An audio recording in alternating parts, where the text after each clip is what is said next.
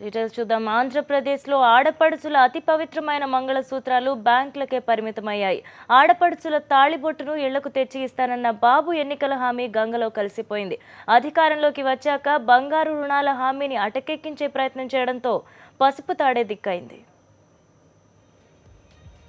ఎన్నికల ప్రచారంలో తాకట్టు బంగారం నగలు విడిపిస్తానన్న చంద్రబాబు, ఆడపడుచుల తాలిబొట్లను ఇళ్లకు తెచ్చిస్తానంటూ నమ్మించిన బాబు అధికారంలోకి వచ్చాక బంగారు రుణాల మాఫీ అటకెక్కించే ప్రయత్నం. మాఫీ జాబితాలో 3వ ప్రాధాన్యంలోకి బంగారు తాకట్టు రుణాలు. 90% బంగారు రుణాలకు ₹1 కూడా మాఫీ కాని వైనం.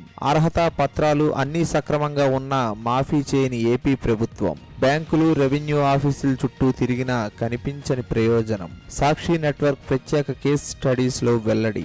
ఆంధ్రప్రదేశ్లో బంగారు నగలు తాకట్టు పెట్టి పంట రుణాలు లక్షల వరకు ఉన్నాయి. తాకట్టు రుణాల మొత్తం దాదాపుగా 35,000 కోట్ల రూపాయలు. ఎన్నికల వేళ బంగారు నగలను విడిపిస్తానని చంద్రబాబు ఇచ్చిన హామీని నమ్మి జనం ఓట్లేశారు. బాబుకు అధికారం వచ్చింది, అయినా బంగారు నగలు మాత్రం ఇంటికి రాలేదు. తాలిబొట్లు తాకట్టు పెట్టి వ్యవసాయం చేసిన అన్నదాతల ఇంట కన్నీరే మిగులుతోంది.